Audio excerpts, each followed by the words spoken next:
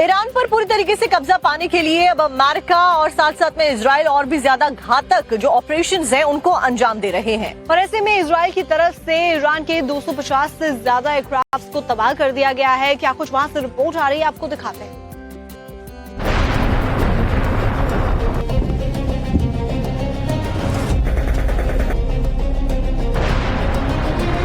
Middle east में जारी तनाव के बीच अब इजराइल और अमेरिका ने ईरान के खिलाफ फाइनल स्ट्राइक शुरू कर दी है और ईरान पर हो रहे लगातार मिसाइल अटैक्स और बमबारी इस बात की तस्दीक कर रहे हैं कि अब ये वॉर और भी ज्यादा खतरनाक लेवल पर पहुंच चुकी है।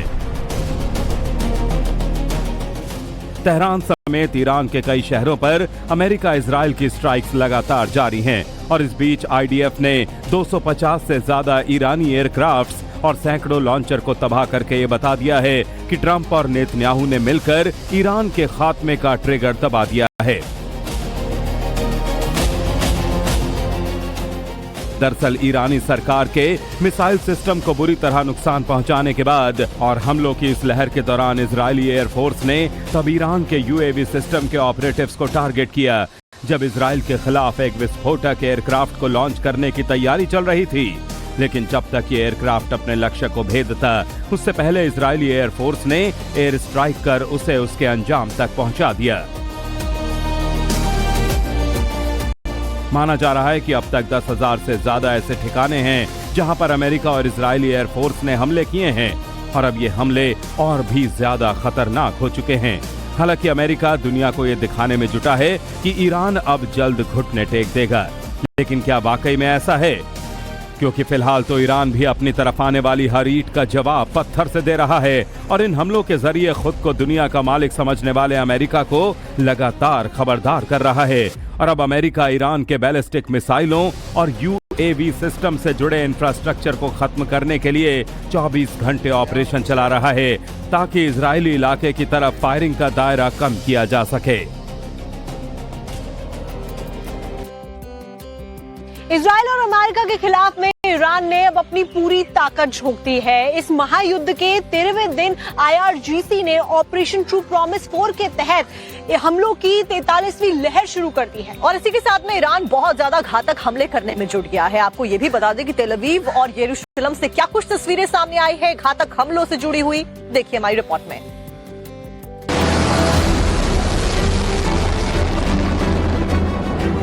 अमेरिका और इजराइल के खिलाफ युद्ध में अब इस्लामिक रिवॉल्यूशनरी गार्ड कॉर्प्स यानी आईआरजीसी ने ऑपरेशन ट्रू प्रॉमिस 4 की 41वीं लहर शुरू कर दी है और ईरान अब इस युद्ध में हर मिसाइल को 1000 किलो के वॉरहेड से लैस कर रहा है। 1000 किलो का वॉरहेड यानी 1 टन का ऐसा विस्फोटक जो जहां फटता है वहां हर चीज को जलाकर राख कर देता है और ऐसी तबाही मचाता है कि दुश्मन भी हैरान परेशान हो जाए। कई दिनों की धमकी के बाद जब अमेरिका और इजराइल ने मिलकर ईरान के खिलाफ हमला बोला तो लगा कि ये जंग जल्दी ही अपने अंजाम तक पहुंच जाएगी, लेकिन 14 दिन की जंग में ना ईरान झुका और ना पीछे हटा और ऐसा तब जब इस युद्ध की शुरुआत में ही ईरान के सुप्रीम लीडर समेत उसकी टॉप लीडरशिप अमेरिका के मिसाइल अटैक में मार दी गई थी।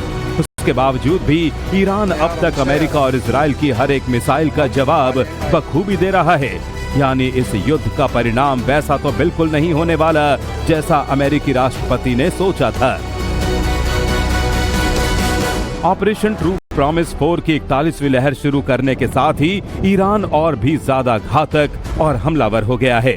ट्रंप भले ही जंग जीतने का दावा कर रहे हों, लेकिन हालात ऐसे हैं कि कई रिपोर्ट्स के मुताबिक ट्रंप के सलाहकार उन्हें इस जंग से बाहर निकलने की सलाह दे रहे हैं और अब ईरान ने भी इस युद्ध को उसके अंजाम तक पहुंचाने के लिए पूरी ताकत झोंक दी है, जिसकी तस्दीक तेल अवीव और यरूशलेम में अमेरिकी इजरायली ठिकानों के साथ साथ इलाके में यूएस बेस पर भी ईरान के बड़े हमले ने कर दी है, जिसमें ईरान की 10 से ज्यादा मिसाइलों ने ऐसी तबाही मचाई कि डोनाल्ड ट्रंप के इस युद्ध को लेकर सारे दावे हवा हो गए।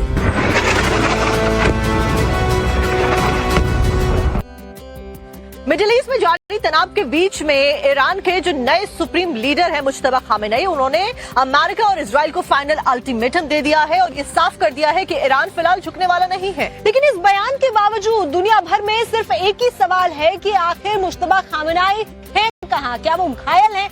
इस बात को लेकर भी तमाम चर्चाएं हो रही हैं।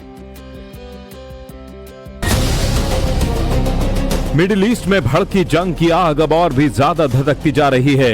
अमेरिका और इजरायली हमले में ईरान के supreme leader Ayatollah Ali Khamenei के खात्मे के बाद बौखलाए ईरान ने पूरे मिडिल ईस्ट को इस जंग की ज्वाला में झोंक दिया है। साथ ही अयातुल्ला अली खामेनेई के बेटे मुश्तबा खामेनेई को नए सुप्रीम लीडर के तौर पर चुना जा चुका है और उसी के बाद से ईरान लगातार अमेरिकी हमलों का माकूल जवाब दे रहा है। और इस महायुद्ध के बीच पहली बार मुश्तबा खामेनेई का बयान सामने आया है और उन्होंने खुद को सुपर पावर मानने वाले अमेरिका को खुली चेतावनी दी है। दरअसल अपने बयान में मुश्तबा ने कहा है कि मिडिल ईस्ट में अमेरिकी सैन्य अड्डों को तुरंत बंद कराया जाना चाहिए। और इतना ही नहीं, अमेरिका को अल्टीमेटम देते हुए मुश्तबा ने साफ कह दिया है अमेरिकी सैन्य ठिकानों पर ईरान के विस्फोटक हमले लगातार जारी रहेंगे। साथ ही इस दौरान उन्होंने होर्मुज़ स्ट्रेट को लेकर भी बयान दिया और कहा कि स्टेट ऑफ होर्मुज़ फिलहाल बंद रहेगा। वहीं बद से बदतर हालातों के बीच मुश्तबा ने अमेरिका और इजराइल को साफ कह दिया है कि ईरान अपने शहीदों के खून के हर कतरे का हिसाब लेगा। साथ ही उन्होंने साफ किया कि यमन और इराक के सशस्त्र समूह भी इस संघर्ष में ईरान की मदद को तैयार हैं। इसके अलावा मुश्तबा ने इस जंग के दौरान घायलों के मुफ्त इलाज और प्रभावित लोगों को मुआवजा देने का भी ऐलान किया है।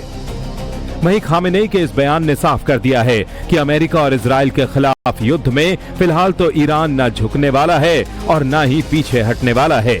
लेकिन दुनिया के मन में एक सवाल और भी है और वो ये कि मुश्तबा खामेनेई आखिर हैं कहां? क्या वो घायल हैं? और अगर हाँ तो उन्हें कितनी चोट लगी है? दरअसल मुश्तबा 28 फरवरी को इजरायली अमेरिकी हमले शुरू होने के बाद से ही गायब हैं। उन्हें देश का सुप्रीम लीडर बनने के बाद भी सार्वजनिक रूप से नहीं देखा गया है। इस बीच ईरानी राष्ट्रपति मसूद पेजेश्कियन के बेटे ने मुश्तबा को लेकर बड़ा दावा किया है कि ईरानी न्यूज एजेंसी ISNA की एक रिपोर्ट में यूसुफ पेजेश्कियन ने कहा है कि देश के नए सुप्रीम लीडर मुश्तबा खामेनेई सुरक्षित हैं और चिंता की कोई बात नहीं है। दूसरी ओर साइप्रस में ईरान के राजदूत ने उनकी हेल्थ रिपोर्ट पर कुछ जानकारियां दी हैं। ईरानी राजदूत अली रेजा सालारियन ने कहा है कि 28 फरवरी के हमले में मुश्तबा घायल हुए थे और उनके शरीर के कुछ हिस्सों में चोटें भी आई हैं। उनके पैर, हाथ और बाह में चोट लगी है। मुश्तबा खामेनेई का पैर भी फ्रैक्चर हो गया। घायल होने की वजह से उन्हें अस्पताल भी ले जाया गया था। अब इस जंग के हालात देखकर तो ऐसा ही लग रहा है कि ये महायुद्ध तभी रुकेगा जब ईरान चाहेगा। और फिलहाल तो ईरान सरेंडर मोड में बिल्कुल नजर नहीं आ रहा है।